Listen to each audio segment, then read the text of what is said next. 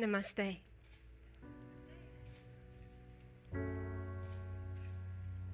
When did you feel pain that was so intense that you were brought to your knees and literally cracked open? What moment of tragedy have you witnessed in your life, in your community, on television, that's made you question, why? Why, God? Why do bad things happen to good people? What obstacle or challenge in your own life has made you think, if I could just have a sign, something, a symbol, wishing the universe would have a conversation with you? Everything means something. There are no coincidences. There is nothing random. There are only conversations with the universe.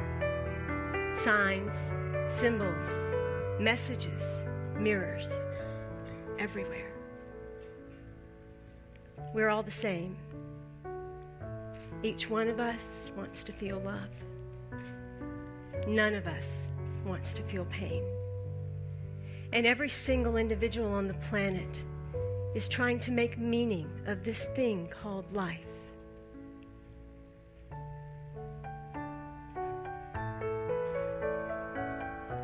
I have always been a very practical, dutiful, good human doing. And just like you, I follow generational, familial, societal, and cultural belief systems and behaviors. I became the walking dead. You might have seen some. You probably passed some on the street and didn't even acknowledge them. They have a dull look in their eyes, even when they smile. They yawn a lot, even though they've had plenty of sleep. Some function well and others do not.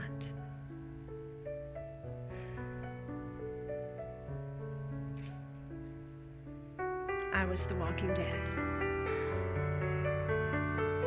There are a lot that are the walking dead. I fell into a long, dark night of the soul. By my 30s, I had become robotic, on autopilot, a workaholic, stuck in an identity. Life didn't look the way I thought it was supposed to look. Love didn't feel the way I was told it was supposed to feel. My world collapsed around me. The people in my life that I thought loved me betrayed me or abandoned me. The things that had meaning were no longer there.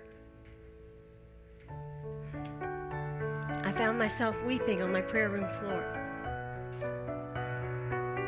How did my life turn out like this? I was a good human being. I did everything right. I was the perfect daughter, straight A student. I was the devoted wife. I was a great mother. I prayed. I tithed. I gave charity. I helped people. How did my life turn out like that? All I could do was say one prayer. The most powerful prayer I could have. Help me. Help me. Help me. You put me here. Give me a sign, a symbol, something. And in that moment, I blacked out. I'm not really sure if I was there for one night or many. But when I finally woke up, in the weeks following, I began seeing the numbers 11, 111, and 1111 everywhere. Billboards, clocks, license plates, trains, bulldozers, store receipts, football jerseys, roller skates stamped into the concrete. They were everywhere. I thought something must be trying to tell me something, but like most of us, I dismissed it. But by the end of the 4th week, I got so frustrated, so angry. If you want me to know something, tell me, but make these numbers stop. What do they mean? And in that moment, 3 things happened. I was given the insight that 1111 is a gateway, a doorway, a pre-encoded trigger inside of our cellular DNA structure. It symbolizes the doorway between illusion and reality, unconscious living and conscious living, negativity and positivity. I was also downloaded with a magazine, 1111 magazine. Every word, every picture, every interview. And I heard the words, "Do this now. You will heal. Others will heal." Well, the universe knew me well. I was a workaholic after all. All I needed was a job to sink my teeth into. I went downstairs, didn't really know much about the computer, but started typing away. I could do a Word doc. I could send an email. By the end of a month, I completed my document. And then it dawned on me, I don't know graphics. I can't do this. All right, I did what you asked. But if you want this magazine out there, you're going to have to send me the graphic designer. I'm not looking for her. You bring her here. And I got up, shut off my computer, and was about to leave the room when I happened to glance at the clock. And it was flashing 11:11. That night, a huge storm hit, and my computer crashed. I tried everything. Nothing worked. I called a computer guy, computer guru. I'm Indian, I'm brown. It worked. He came and spent several hours. By the end of the day, he just shook his head. He said, "I'm sorry, you're going to have to get another computer." However, I was able to save one document, 1111. As I was writing his check, he wanted to know what it was, and I explained it's a life enhancement magazine, and I'm going to give it to the world. And he said, "Really? You know, I've got this wonderful friend. She's going through a really, really hard time, and she's the most amazing graphic designer."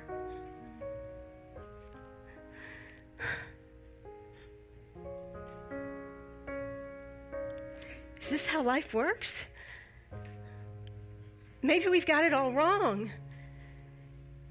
Maybe all the problems, the obstacles, the challenges are really gifts. Maybe there's a hidden secret in there. Maybe they're meant to grow us. Maybe they're meant to show us that there's magic. And we just simply need to watch and listen. The third thing that I received was a conversation with the universe.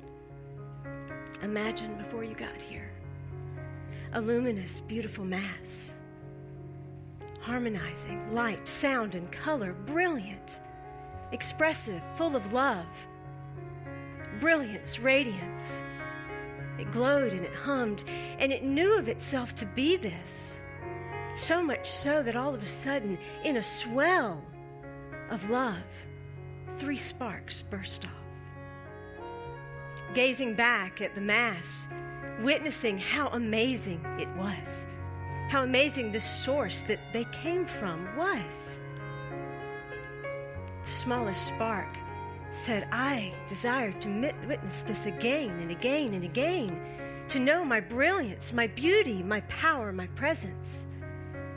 The second spark said, "Yes, I wish to witness this. I wish to know myself in this way." The third spark said, "I am inspired. Let's have play. Let's play. I shall be your father, and I shall be hard, and I will push you too much. I will make you achieve things, study hard, have too many external activities to prove yourself worthy because I don't feel worthy. And I'll emotionally abandon you. At some point, I may even physically abandon you.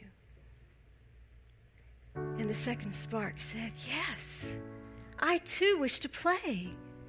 And I'll be your mother. And I'll receive some of his emotional abandonment, and it will shut me down. And I will lose my voice to try to protect myself. And I will shrink from my own power. And I won't be able to love you because I can't even love myself. I'll sink into depression. I'll take on disease. I'll really try. The small spark looked at them and said, but why? I don't understand. How could this be good? How could you know power, presence, beauty, all that we are? This sounds horrible. What life would you have to live? And in unison, both sparks said, to know power, you must first be powerless. To know unconditional love, you must first have love with conditions. To know your beauty, you must witness ugliness. To know your worth, you have to feel unworthy. And we do this because we love you enough. We love you enough to create the play that you desire, to learn the gifts and the lessons that you possess. And we love ourselves enough to have the same gift. We are all divine sparks, here to shine and shimmer in brilliance. We've created the set. We're the director, the actor. We're each and every part in the story. And when we go off track, we send conversations from the universe. And they show up as numbers and birds and insects. They show up as words on billboards or on a greeting card that you receive. They show up as animals. Most importantly, they show up as other people, as your mirror. They are our angels, those that you admire, those that you aspire to be. In that moment that you see them, you really need only have one question. Where is that in me? When you see violence, when you see hate, when you see terrorism, ask yourself, where is that in me? When you see an innocent child, a butterfly, where is that in me? When you encounter an angry store clerk, someone that's rude, where is that in me? They are showing you you. There's only one of us here, and it's you.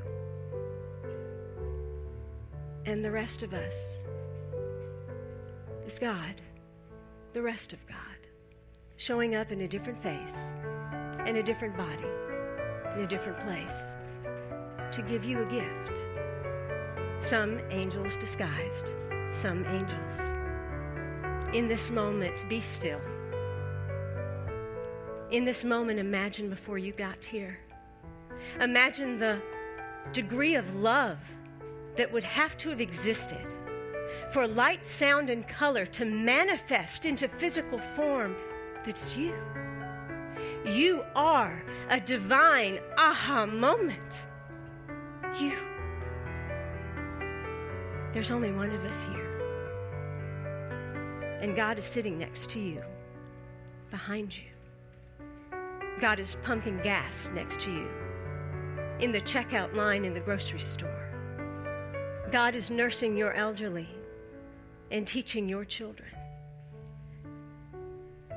God is the wounded soldier on the battlefield, the homeless man on a bench. God is the woman being battered and abused behind closed doors. God is the abused child.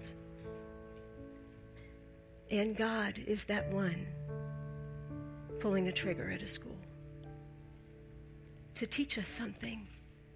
Lessons such as unconditional love, compassion, joy, power, strength, and inspiration.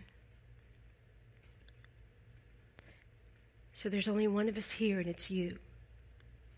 And I'm here to tell you, you are not on a journey. You are the journey. You are not in the world. You are the world and every piece and part that is here. You are not a spiritual being having a human experience. You are experiencing itself. So what is this conversation, this message called TED, what does it represent? Well, let me break it down for you. TEDX, technology, entertainment, design. Technology, you are the spiritual technology here to experience itself. You are the entertainment, the divine entertainment here to express itself. You are, by design, grand universal design here to create itself, to invent itself. And what is the X? The X is the number of times you get to do so. You are the X factor. You are here to discover yourself as experience over and over again. You are here to create, invent, and reinvent. So I am SImran Singh. And when I say namaste, I say that because the divine as me honors, loves, cherishes, respects, acknowledges, and adores the divine in you. Thank you.